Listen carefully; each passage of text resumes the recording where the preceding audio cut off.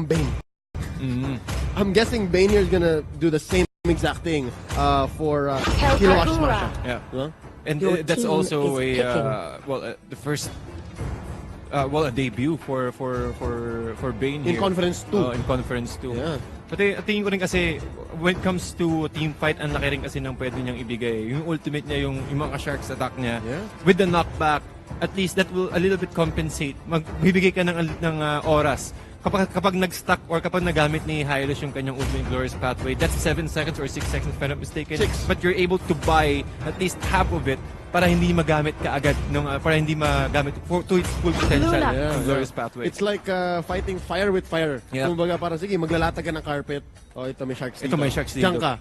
Right? But then again, 4% heals on the side of Hylos might just be enough for him to survive. Let's look at the last picks. Hellkirk and Kagura for the side of the Eagles, and for the Emperors. And on the other side, though, we see them pick up si Lunox, man. Is that Yeah, Lunox? it's Lunox. Wow. Okay. That's pretty. You know what? Okay. Last game of the evening in the last series. Talagang pinapahirapan tayo ng Emperor sa Eagles dito. Ang hirap talaga mag-predict dito kung tutusin. Pati lahat merong bago na binibigay. Bane, di ba? Tapos merong Lunox ulit. Ngayon lang ulit tayo nakakita na ng Lunox sa professional scene. Lunox is back. Lunox we're is not back. sure. Sure. Well, tingin ko rin kasi kaya eh. Kasi yung nerf lang naman niya is yung range. Pero Lunox is still Lunox when it comes to Chaos Assault. The damage is still real. And it's all about kung sino na lang talaga yung unang mag-online. TDZ, I'm confused. They picked a Lunox into a Hellkirk.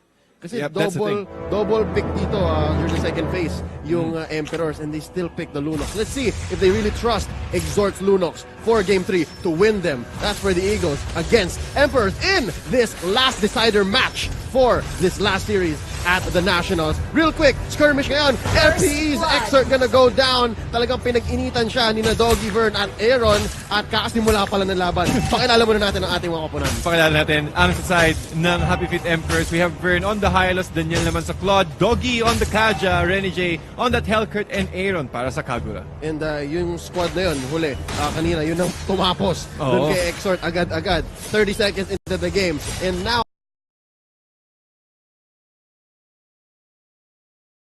I'm gonna introduce to you guys LPE. It's Lasty on that Akai. Si Bimo ang ating X-Borg. Exhort once more as the Lunox, Kilowash as the Bane, and Pati isipin mo, tingin ko ano to eh, steal to eh. Nag-steal ka agad siya sa may camp ng Happy Feet Emperors, which is also the same. Kasi kanina, pagkatapos niya mag-level 4, walang creeps dun sa kalaban. So it's all about invade, I think. So ano siya, maximum golden EXP within the 1 minute 20s eh. Parang 1 minute nga lang talaga eh. Oo. Well, tingin ko mga 1 minute 30 kasi almost full na rin yung XP bar niya, almost going for level 5. However, while that is happening though, si Lasty mukhang able to scout out. Meron siyang idea na 4 yung heroes dito ng Happy Feet Emperor. Sige, okay, pwede tayo mag-apply ng a little bit pressure sa middle lane. At tingin ko, ano talaga, naghahanap din ng opportunity. Since yung catch ng LPE dito is will they need to go or will they need to rely on Lusty, and I think that's one of the reasons why he went for the full yourself together para at least makapag-dish out siya na makapag-dish out. Siya lang talaga yung magiging bait dito ng LPE for them to get that perfect initiation. Yep, here we go. Turtle nearby. Bimo Sakit. taken out Doggy with the help of his friends there. I'm sorry, hindi si Bimo nakakuha ng kill, pero siya yung nagsimula. Okay? A lot of damage being dealt right now onto Turtle, and si Vern at si Aaron lang ang pwedeng mag-contest. Let's see how this is gonna turn out. Up top though, off cam, Daniel taken out lastly at sasagot naman si Bimo, trying to avenge his teammate, and down goes Daniel. This turtle is still up. Glorious pathway being committed right here. Rio not having his Zaman force, and it looks like Aaron is going to get it. Oh, Rio being pulled in by Doggy. Aaron gets the last laugh as he gets the finishing touch. Exhort as well, gonna bite the dust courtesy of Aaron. Andito na si Kilowash at babagsak si Doggy. Ladies and gentlemen, it's 2 for 2 on each side, and we're gonna come to an equal 4-4 between these two teams, and they are always gonna come down the middle. Talagang madiin ang laban. Lahat ng bakbakan laging nasa middle lane and also near the objective. It's either the Turtle or the Lord. Pero tingin ko, dun sa may skirmishes na yon, mas favorable pa rin yun sa side ng Happy Feet Emperors. Why? Because they're able to take down both the core heroes of LPE, the Rio and Exort. Pero okay lang kasi exchange nila si Vern at si Doggy. Kung sulit pa rin yun when it comes to prioritizing heroes. Yeah. As long as you can provide a little bit more space for Aaron. Kasi si Aaron kasi talaga with his Kagura, he can just easily kite out enemy heroes and also remove the Firaga armor and also burst the Lunox on the very safest way. At meron din siyang pang-cancel ng mga disabled with the Rush Umbrella Fleet. Talking about burst, LPE just bursted down the turret down bottom, right? Alongside an arrival, napasabog nila ang pinaka-unang turret sa baba ng HFE. And looks like up top, they're having some fun. But in mid though, there's a Divine Judgment onto BMO, using that last Insanity real quick, pulling the plug fast para makapag-roll out siya. Yun yung sa mga parts ng last Insanity na hindi natin iniisip masyado eh. Yung defensive rollout. Diba? Ikaw mag-aim yan eh. No. And it's really shows how good our players here know how to use their heroes. Indeed. Diba? Defensive eh.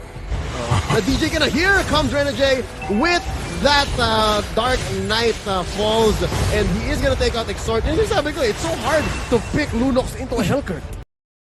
Kasi ang hirap kasi talaga, hindi ka pwede mag-spam ng yung darkening mo into the Chaos Assault kapag wala kang vision. And other than that, it's really difficult for you or for the rest of your team to get that right positioning eh. Kasi mayroong opportunity na hindi mo na namamalayan na sinasalubong muna pala yung main core hero ng kalaban. And I think that gave them a little bit more time. At medyo nag-overextend na din talaga yung Happy with Emperors. They didn't anticipate that Exort or that they can dish out a lot that amount of damage aside ng Eagles. I'm talking about that.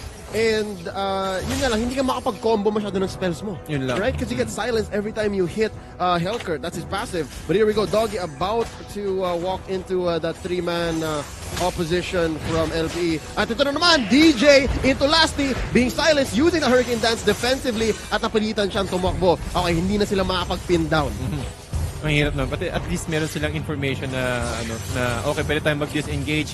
Yung threat, okay lang kahit tatlong members ng Eagles yung nasa baba. Hanggat wala silang Hurricane Dance, wala silang pang-lockdown. Sabi natin kanina, the most efficient way for you to start the fight aside ng Eagles is to get that Hurricane Dance perfectly. Here we go, Rio using that Diamond Force well enough to enhance his basic attacks. Of course, taking down that second tier turret down bottom. At kung papasin natin, paring Tads, wala pang napupush ang HFE. Ang hirap kasi talaga ang i-push dito. Kumaga, well, you need, since yun yung gusto ng ng Eagles na yung Emperors mismo yung unang pumasok, and then just one big surprise with the Hurricane Dance, or kahit yung Zaman Force lang, enough na rin yun. And also kahit yung fire sticks ni Export dito, as long na makahuli sila ng isa, that should be a secured kill. Pero ang engagement din naman dito ng Happy with Emperors is kapag nakahuli si Doggy ng isang miyembro, which is they really need to get the Harriet or the Lunox first. Anyone else is a bad idea, di ba? Yeah. Hilahin mo si BMO, last Insanity out. Hilahin mo si Lasty like we saw kanina, Hurricane Dance out. Di ba? Hulihin mo si Kilowash. We haven't seen that yet, but that might be okay as well. Let's see here. Danielle using that Blazing Duet just to clear the wave and of course threaten against Lasty and Rio. Here we see Vern now just zoning out. Ang ganda ng high-loss dito out of a bush. Kasi hindi mo alam kung biglang mag-glorious pathway siya.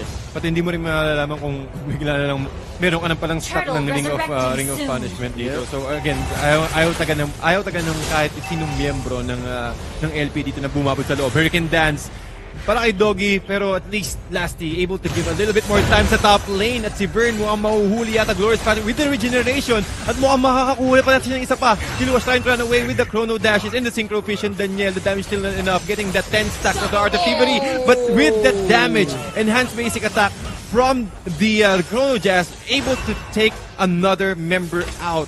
That's 3 for none for LPE, and we see there the full range of Rio still, right? You see that Harris able to deal so much damage even on the brink of death. And Renajay here running for his life, and he used his Dark Knight Falls to be able to run away, and BMO is still on his tail.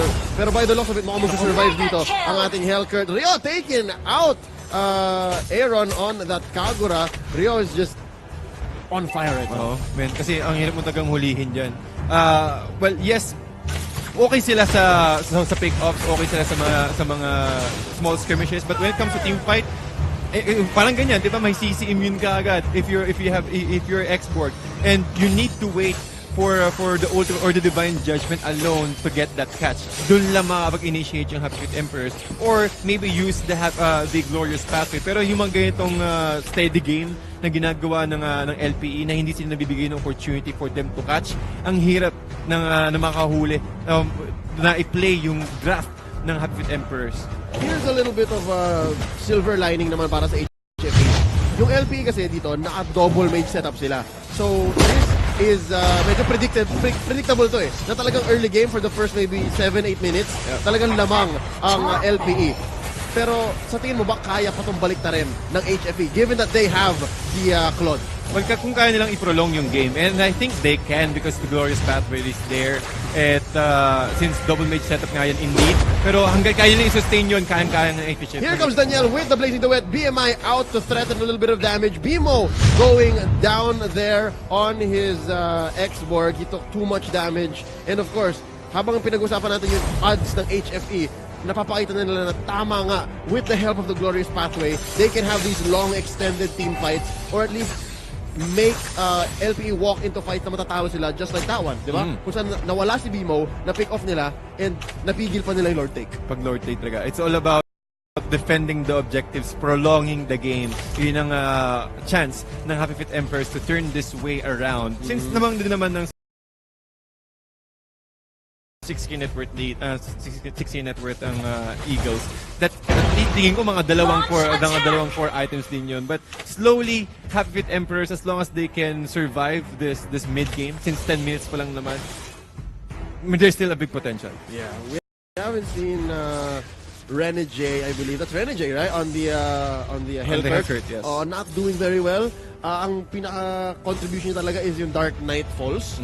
And then after that, really he hasn't been able to threaten much of kills. So we'll see. If that's really the strategy, di ba? Glorious Pathway to help extend team fights into yun nga, Dark Knight Falls para medyo alanganin ang laban ng LPE.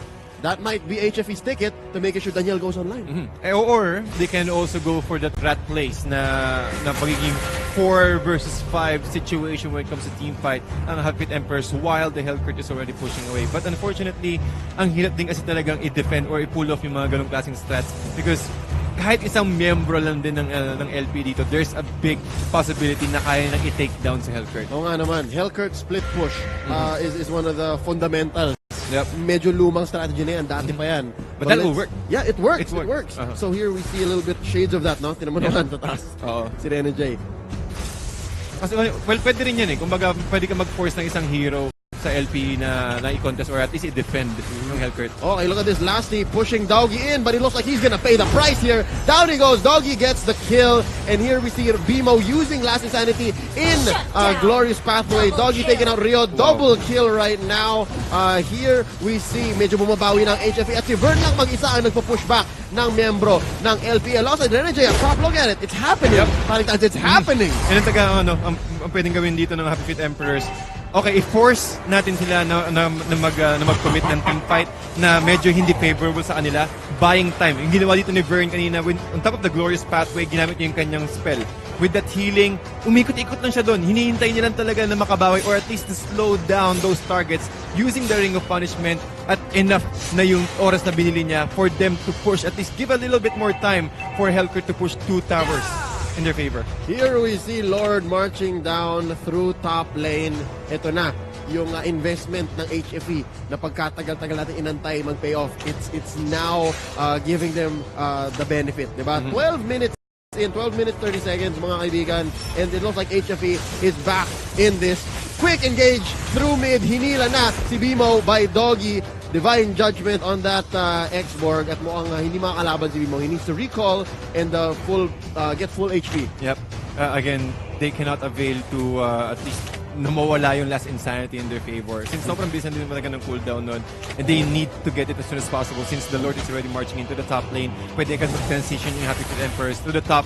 And again, once na naging available, tingin ko meron na rin fleeting time dito si Doggy. So, sobrang bilis na magkaroon ng catch.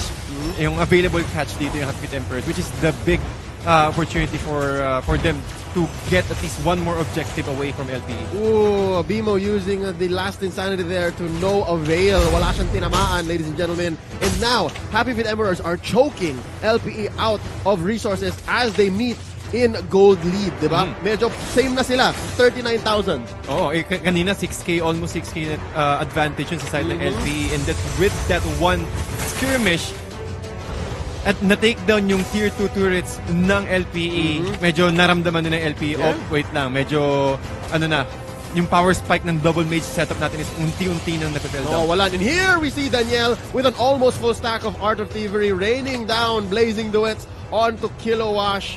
And I believe that's Lasty. Ang sakit naman nun. Tangke, tsaka off-laner. Binaril mo ng ganon. Kate. Pati isipin mo doon, kapag yung full duration, pag lahat ng bullets yung tumama sa dalawang yun, ako, sobrang hirap. Ang hirap i-survive at hirap yung makatakas. Since I think meron na rin yata ang corrosion site dito si Claude. Meron na nga. Yep. Isa na lang ang kulang na item ng ating Claude here. Daniel now picking up that last touch to finish his beautiful painting. Naka Athena shield and it's perfect. Look at that. Yep. All items. All items. Well, benta nyo na yung knife. The hunting knife. Tapos okay na. Then okay na rin talaga yun. Yeah. I think he can go for Queen's Wings or rather Immortality is also safer. Yeah. So, but when it comes to timings, lamang na lamang taga dito yung Happy Feet Emperors as of the moment. Yeah. If there's anything lang na medyo kulang para sa akin dito sa Claude natin on Daniel, is he doesn't have many kills. Pero I guess that comes along the territory. Kung gusto mo talaga maging safe, hindi ka lalaban masyado, and that's the key to farming up this match.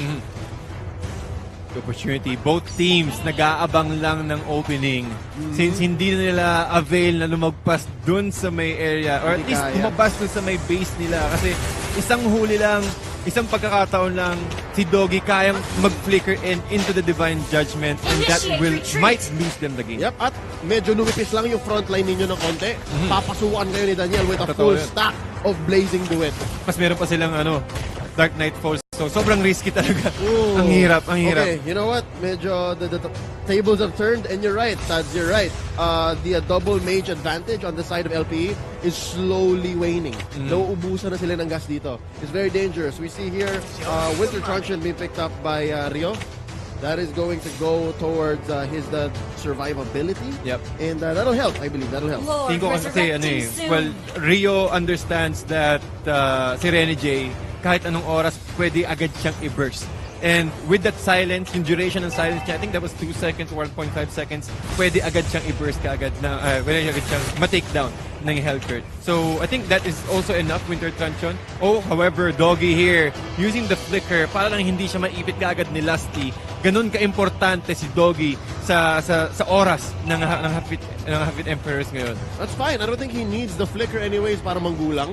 Kasi mag-aantay na lang siya eh. That's how crazy this whole composition is. Given Rene J's Dark Knight Falls, which is parang 3.5 seconds. Wow. Tapos yung passive, 1.5 lang. 1.5 seconds. So given those silence triggers, Doggy doesn't have to flicker in. Okay lang, kaya. Lakad, Divine Judgment, lightning bomb out. Pwede na. And here comes the level 2 Lord crashing into the high ground turret of LPE, and there's nothing the LPE can do but to use all of their ults. And here comes Rene J coming in through the back. At ito na, pinasok na sila.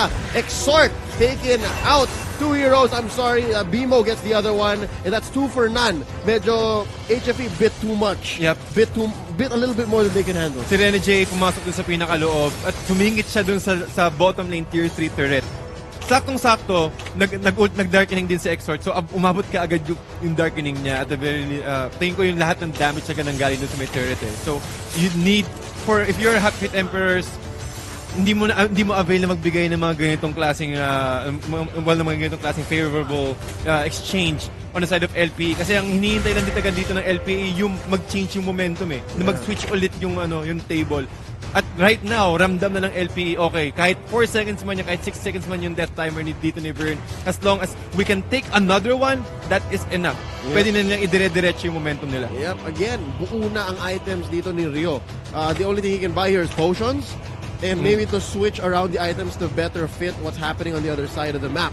But on the side of HFE though, kulang pa ng gamit dito, I believe one more item on the side of Vern. And again, the gold lead is the same. Yep.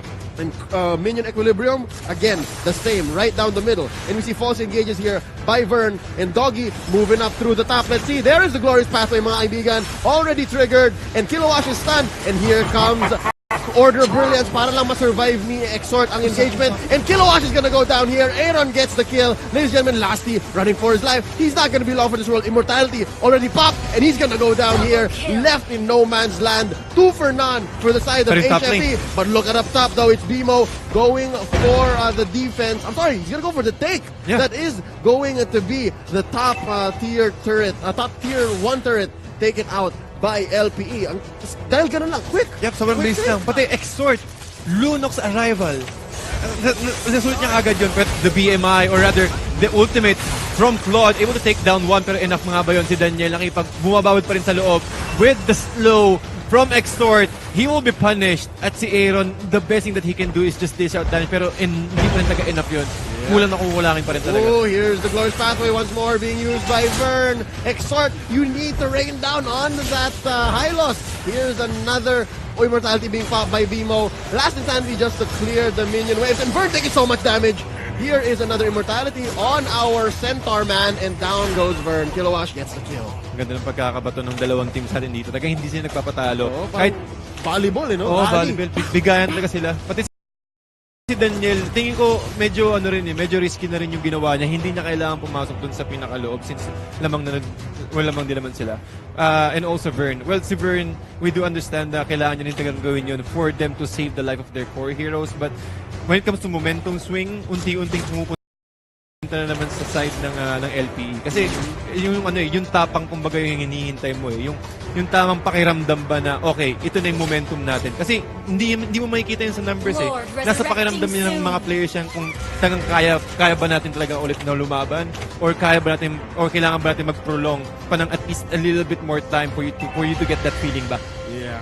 I don't know exactly what LPE here has to do given yun nga online na si Daniel eh. And the damage that he's dealing he cannot ignore. And ang pwedeng sagot lang dito ng Eagles is Exhort hitting Order Brilliance at the right time paglabas niya Chaos Assault because it mimics what a marksman does kasi ganun siya kakate.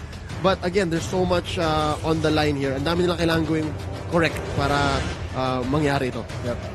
Oh, right now, nakita ni Renny J na mukhang meron yatang mag-a-arrival dito sa top lane. He is forced to use his Dark Knight Pulse.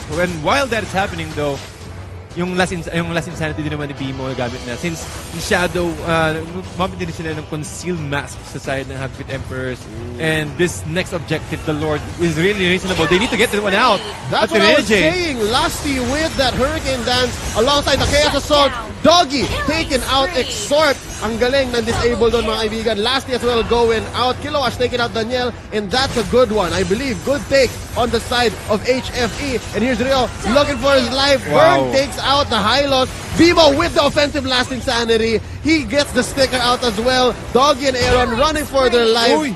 Aaron with that Shame umbrella taking out Bimo. Medyo forward masyado yata yung Bimo natin. He forgot how much damage Kagura can deal. Yeah, and also the stun, the shields. Once na nakuha niya ulit yung umbrella niya, sobrang laking factor noon. At yung same way umbrella and also the Yin Yang Gathering, it really give them a lot of opportunity for them to turn this around. However, ang ganda rin kasi ng ginawa kanina ni Rio, hinintay niya matapos kaagad yung Winter Truncheon and then sumalalay agad siya sa lifesteal niya gamit yung kanyang concentrated energy. And it's a little bit, sobrang intense talaga ng laban natin ngayon mga kaibigan. Kasi talagang dikit na dikit. 15 to 18, kumbaga hindi mo na kailangan bilangin din yung kills eh. Yeah. It's all about just who will take the next objective. Yeah. Assume all items, all levels. Oo. Diba? Two equally matched opponents. Pagandahan na lang execution. Ladies and gentlemen, we are just figuring out some technical issues here, but we will come back.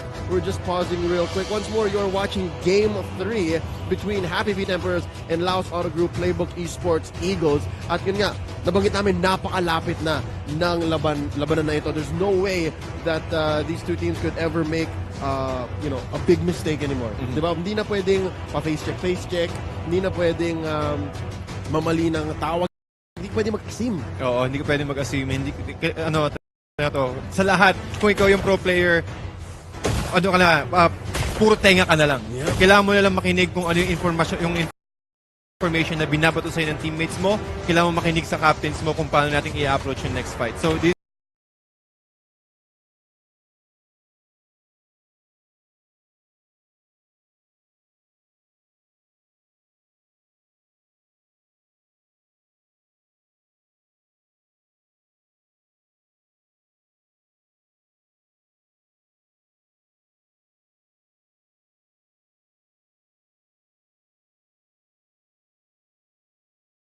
it is really important for you to listen and check for the commands. And also,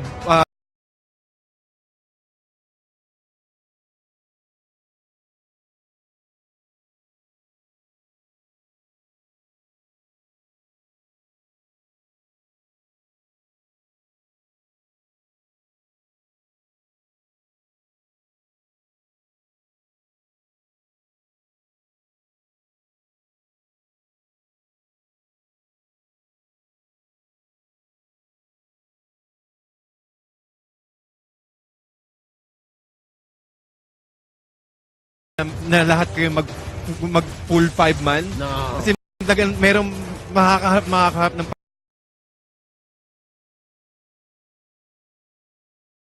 ano mangyayaring 5v5 matches dito. No. Ang mangyayari dito is either 4v4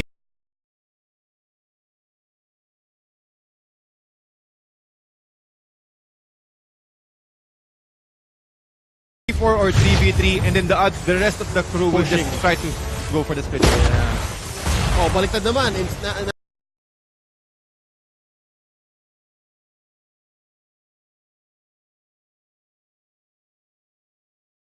Now it's LPE going for the Lord take and HFE threatening the steal.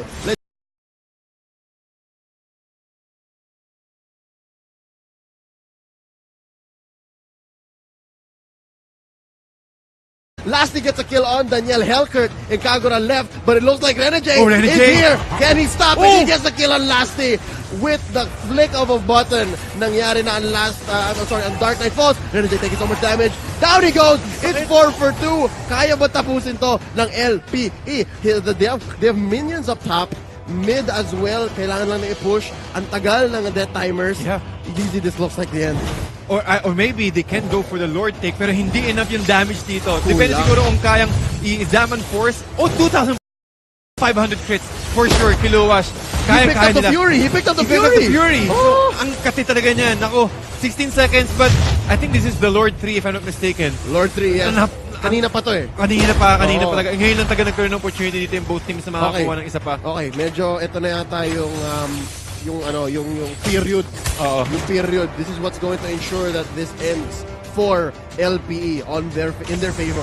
Hindi na avail kasi may ano rin yan. Baga parang naka-steroids na rin yung mga minions ng LPE dito. So HFE, they can't avail to go out. Parang nag-change naman yung table. Umikot na naman.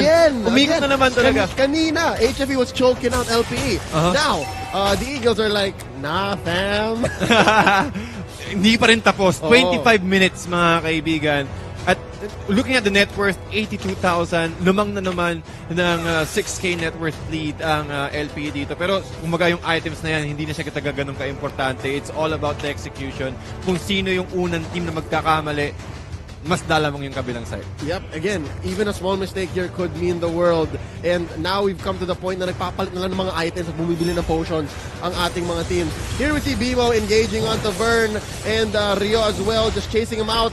Vern just put down that much. Last insanity, Doggy finding himself in no man's land. There's the Glorious Pathway trying to save the bird. But no, Rio is going to take out Doggy. It's going to be hard. And they are going to defend against this level 3 Lord. And there's the turret down bottom with the Salmon Force being committed, taken out. Dalawa na. Top and bottom na ang dinedepensa ng HFE. Malaking lamang na ng Eagles. At nakakaramdam na rin talaga yung LPE, yung Eagles dito na, okay, unting, kailangan lang natin kumalma. Wala si Doggy, 36 seconds, wala silang pick-off. Ang kailangan lang natin asikasuhin dito is si Vern. Once we're able to take down Vern, just like so with the Hurricane Dance, locking him down, committing the Zaman Force as well, while the rest of the crew is still way behind. Again, the damage, okay na. Sige, wala na si Vern ulit. Anong problema natin? Hindi problema si Rene J for now, as long na meron tayong pang frontline. Lasty, again, with the Blazing Duet, the damage is not enough. You see how strong they are right now. Ooh, all lanes now penetrated by the Eagles. They have lost Kilowash along the way, pero si Vern pa rin ang nawawala. Oh. So again, they're still ahead by 1. And it looks like Arrival is now going to come into play, trying to make each creep last and each minion do its job. And Bimo coming in with the last sanity. Doggy again going to have his immortality pop. Not really. Buhay na buhay pa siya. And that is Rio as well. Going back muna. Tingin ko, iikot ulit to eh. Tingin ko Ulit? No. Tingin ko, 27 minutes na tayo. Babalik. Man. Almost 28 minutes na tayo. Babalik. Pero isipin mo kasi kaya pa rin talagang i-hold ng Heavyweight Emperors dito. Just given the fact na meron ng Lord yung LPE. Tapos nabasagan pa sila, wala ng turrets. Butas na, di ba? Butas na, di ba? Ay. Well, tingin ko lang. Pero LPE right now, they're really strong. 99 net worth lead. At lamang na sila when it terms to the map. And also, 60 seconds, may upper hand din sila when it comes to the next Lord pick. Oh, man. Okay. All members of HFE, if you'll notice, mga kaibigan, they all have immortality. So, they're taking this whole extended team fight meta to the next level. Talagang feeling ko, yung mga laban nila dito hanggang matulog tayo. They're still going. Ko, abot ko ito ng mga 35 minutes eh. Ewan ko lang I mean, 35 minutes. Kasi ang laking possibility. Pero, kapag naka-take down yung LP dito ng dalawang membro pa, o kapag si Vern or si Doggy na take isa lang ulit, that should be it. But it looks like HFE is not gonna let that happen. Yeah.